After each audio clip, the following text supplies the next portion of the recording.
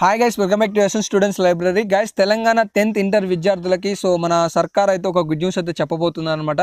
So ఆ good news ఏంటిది అని చెప్పేసి మీకైతే అప్డేట్ అయితే అందిస్తాను.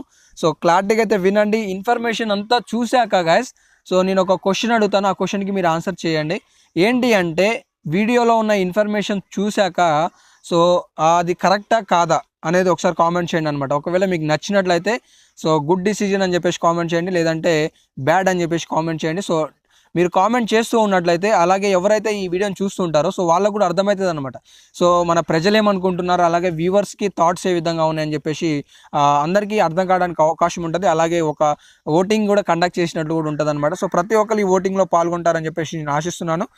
కంపల్సరీగా ఇన్ఫర్మేషన్ అంతా చూశాక మీకు అంగీకరిస్తే గుడ్ అని చెప్పేసి, లేదంటే బ్యాడ్ అని చెప్పేసి కామెంట్ అయితే చేయండి. లేట్ చేయకుండా టాపిక్లోకి వెళ్ళిపోయే ముందు నాదొక స్మాల్ రిక్వెస్ట్.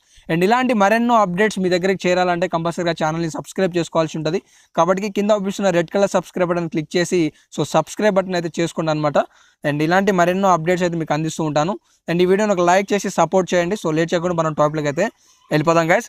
ఇక్కడ టాప్ హెడ్లైన్స్ అయితే చూసుకోవచ్చు. 10th పరీక్షలు 6కు తగ్గింపు అని చెప్పేసి టాప్ హెడ్లైన్స్ అయితే చూసుకోవచ్చు. ఇక్కడ చాలా మ్యాటర్ ఉంది, బట్ మీకు సింపుల్గా కంటెంట్ వరకు క్లారిటీగా అయితే ఎక్స్ప్లెయిన్ చేస్తాను, ఓకేనా.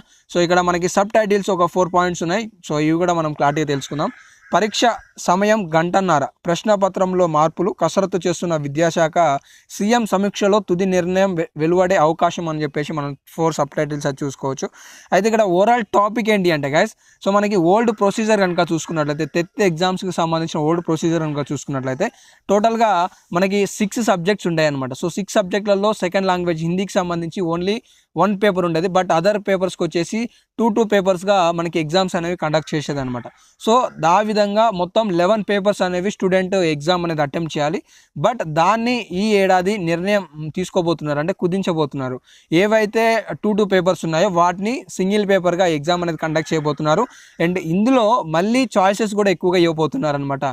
ఏవైతే థియరీ క్వశ్చన్స్ ఉంటాయో వాటిలలో కూడా క్వశ్చన్స్ అనేవి చాయిసెస్ ఎక్కువగా ఇవ్వబోతున్నారని చెప్పేసి కూడా మెన్షన్ చేయడం జరిగింది. ఎందుకంటే స్టూడెంట్స్లలో బర్డెన్ తగ్గించడానికి, అలాగే ప్రెషర్ కూడా వాళ్ళ మీద ఉండొద్దన్న ఆలోచనతో ప్రభుత్వం ఈ నిర్ణయం తీసుకోబోతుందని చెప్పే సమాచారం.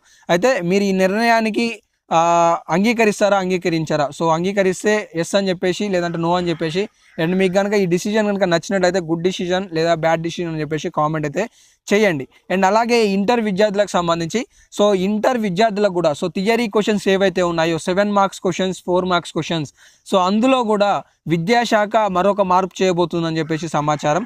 ఏంటి అంటే, ఏవైతే థియరీ క్వశ్చన్స్ ఉన్నాయో అందులో ఆప్షన్స్ అనేవి ఎక్కువగా ఇచ్చే విధంగా మార్పులు చేస్తుందని చెప్పేసి సమాచారం, ఓకేనా.